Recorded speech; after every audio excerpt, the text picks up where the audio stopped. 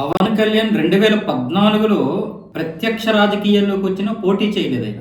ఎక్కడ కూడా తనకు చెందినటువంటి ఒక్క వ్యక్తిని కూడా పోటీకి నిలపలేదు. రాజకీయం అంటే ఏంటో తెలుసుకున్నారు. 2019లో అదే తెలుగుదేశంతో విభేదించి సపరేట్ గా పోటీ చేసి ఒక్కటంటే ఒక్క స్థానంలో గెలిచారు. మళ్ళీ 2024లో ఈ 10 సంవత్సరాల కాలంలో ఆయన ఈ గ్రౌండ్ లెవెల్లో మొత్తం వర్క్ చేస్తూ నిజానిజాలు వాస్తవ పరిస్థితులు కనుగొన్నారు. నా ఒక్కడ వల్ల ఏదీ కాదు, ముఖ్యంగా రాజకీయంలో ముందుకు వెళ్ళాలంటే ఖచ్చితంగా జగన్మోహన్ రెడ్డిని ఓడించాలన్నా, రాజకీయంలో ముందుకు వెళ్ళాలన్నా కూటమి ప్రభుత్వం ఉండాల్సిందే, కూటమిగా జట్టు కట్టాల్సిందే. ఎందుకంటే జగన్మోహన్ రెడ్డి ప్రజలకి ఏం చేయాలో అది చేసేస్తున్నాడు. అలాగే వెనక నుండి ఎంత రౌడీజం చేయాలో కూడా చేశాడు, అందులో ఎటువంటి సందేహం లేదు. అయితే ఇప్పుడు కూటమి ప్రభుత్వం 2024లో రావడం, ఆయన బీజేపీని ఒప్పించి తెలుగుదేశాన్ని ఒప్పించి మొత్తానికి కూటమిగా రావడం అనేది ఒక పెద్ద సక్సెస్. తెలుగుదేశాన్ని బీజేపీని కలపడం నిజంగా ఒక పెద్ద సక్సెస్, అందులో ఎటువంటి సందేహము లేదు. ఇలాంటి పరిస్థితుల్లో ఆయన ఉప ముఖ్యమంత్రి అయ్యారు.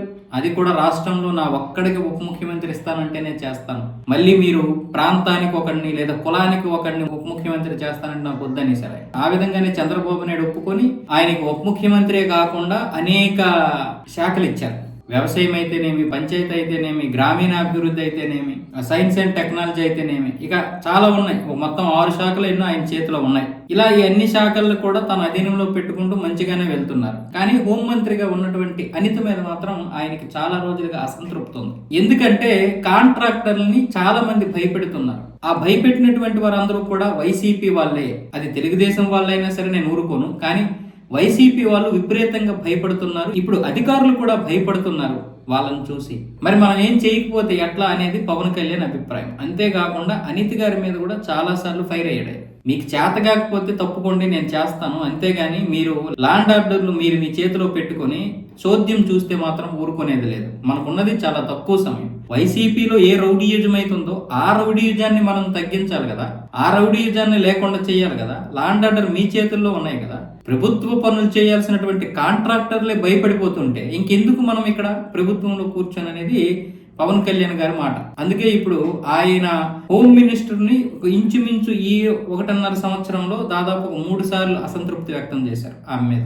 తర్వాత ఆవిడ కూడా పవన్ కళ్యాణ్ తో సపరేట్ గా భేటీ అయ్యి కూటమి ప్రభుత్వంలో ఎటువంటి ఇది లేదు, అంతా కూడా బాగానే ఉంది, నేను ఇక నుంచి మంచిగానే జరుపుకుంటాను, మంచిగానే చేస్తాను, హోమ్ మినిస్టర్ కొంచెం కొత్త కాబట్టి అటు ఇటు అయ్యి ఉంటుంది అనే విధంగా పవన్ కళ్యాణ్ తో మాట్లాడటం సరేలే అమ్మని పవన్ కళ్యాణ్ చెప్పడం జరిగింది. కానీ 1.5 సంవత్సరం అయిపోయినా సరే ఇంకా హోమ్ మినిస్టర్ గా ఆవిడ సరైనటువంటి బాధ్యతలు చేపట్టలేదు, సరైనటువంటి యాక్షన్ తీసుకోవడం లేదు అన్నది ఇప్పుడు పవన్ కళ్యాణ్ చెబుతున్నటువంటి మాట.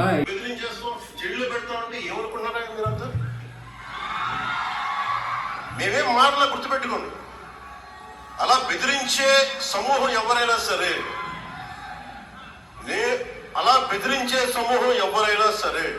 మిగతా వారి గురించి నాకు తెలియదు.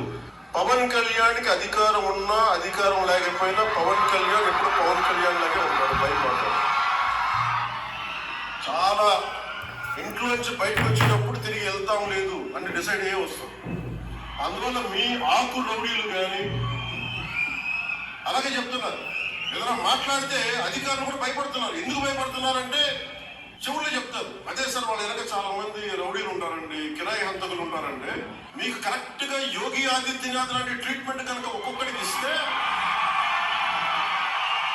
అది ఆయనలో ఒక స్పష్టత అయితే ఉంది, ఏ విధంగా యాక్షన్ తీసుకోవాలి అన్నది. బహుశా ఇన్ని శాఖలు నాకు ఎందుకు, అన్ని శాఖలు ఆవిడకి ఇచ్చేసి ఆ ఒక్క హోమ్ నాకు ఇచ్చేయండి అంటే మాత్రం చంద్రబాబు నాయుడు కూడా ఏమీ చేయలేనటువంటి పరిస్థితి. ఖచ్చితంగా ఇస్తాడు. కాకపోతే ల్యాండ్ ఆర్డర్ విషయంలో కొంచెం అటు ఇటు అవుతుంది కాబట్టి అది మళ్ళీ ఉద్రిక్తత వాతావరణం, పైగా మన ఆంధ్రప్రదేశ్లో ప్రతి దాన్ని ఇష్యూ చేస్తారు కాబట్టి అది రాజకీయ దుమారం రేపే అవకాశాలు ఉంటాయి. కాబట్టి చంద్రబాబు నాయుడు పవన్ కళ్యాణ్ని వెనక్కి నాగాలనే చూస్తాడు. వెనక్కి లాగాలని చూడడమే కాకుండా అలాగని మళ్ళీ తెగదింపులు చేసుకోడు. ఎందుకంటే చంద్రబాబు నాయుడుకి తెలుసు ఇప్పుడు పవన్ కళ్యాణ్ విలువేంటో తెలుసు, కూటమి విలువేంటో తెలుసు. ఇంతకు ముందులాగా ఎగిరెగిరి పడితే మొత్తం పార్టీ భవిష్యత్తే నాశనం అయిపోద్దని కూడా తెలుసు. అందుకు ఆచితూచి వ్యవహరించే అవకాశాలు అయితే ఉంటాయి. కాదు కూడదు హోమ్ మినిస్టర్ కావాలంటే ఇస్తాడు, ఇంకేం చేస్తాడు.